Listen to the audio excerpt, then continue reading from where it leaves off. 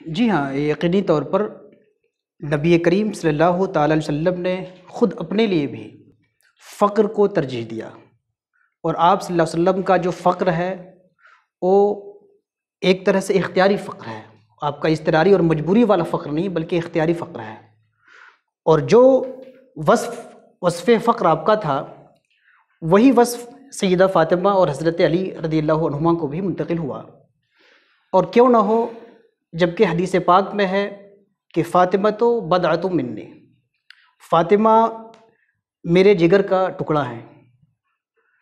اور یقینی طور پہ سیدہ فاطمہ کے علاوہ آپ صلی اللہ علیہ وسلم کی دوسری صاحبزادیاں بھی تھیں، لیکن کچھ تو رمز ہے، کچھ تو بات ہے کہ جب بھی فاطمہ تو سیدہ کا ذکر آتا ہے کہ فاطمہ سردار ہیں، اور سیدہ کے ساتھ چاہے نساء العالمین لگا کر کے یا نساء اہل الجنہ لگا کر کے یا نساء المؤمنین لگا کر کے، اس طرح جب بھی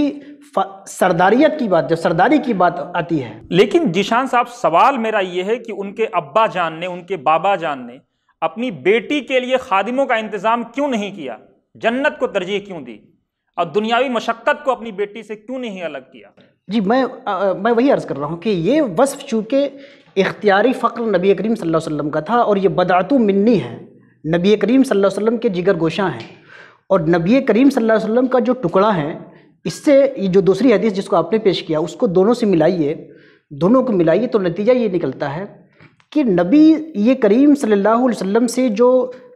ٹکڑے کا اور بضعیت کا جو رشتہ ہے نبی سیدہ فاطمہ کا، یہ صرف نسبی اور جسمانی نہیں ہے، یہ رشتہ روحانی بھی ہے، یہ رشتہ جو ہے عملی بھی ہے، یہ رشتہ جو ہے منہج اور منہاج کا بھی، طریقے کا بھی ہے، طریق کا بھی ہے۔ تو چونکہ خود اپنے لیے سید المرسلین نے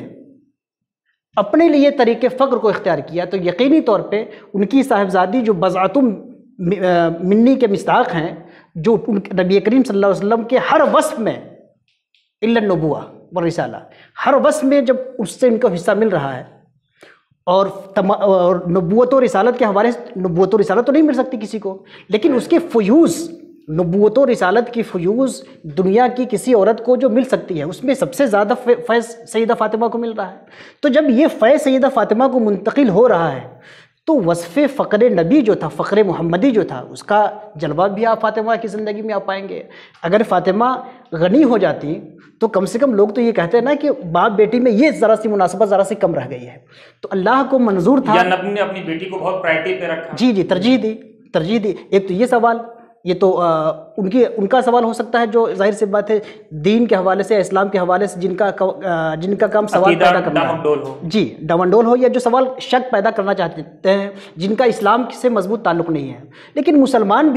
ہم مسلمان بھی کہتے ہیں کہ نبی کریم صلی اللہ علیہ وسلم کے سارے اوصاف تو آپ کو ملے، لیکن تھوڑا سا جو فقر والا وصف تھا یہ نہیں ملا، فقر والا۔ تو اللہ کے رسول کو اور اللہ کو شاید منظور تھا، یقینی طور پہ یہی منظور تھا کہ فقر محمدی کا حصہ بھی سیدہ فاطمہ کو ملے، اس لیے آپ صلی اللہ علیہ وسلم نے اپنے وصف فقر کو بھی ان کو منتقل فرمایا۔ اور ویسے بھی جیسا کہ آپ نے جس کی طرف اشارہ کیا کہ نبی کریم صلی اللہ علیہ وسلم نے دنیا کو دنیاوی دولت دینے نہیں آئے تھے، آپ صلی اللہ علیہ وسلم نے دنیا کو علم دیا،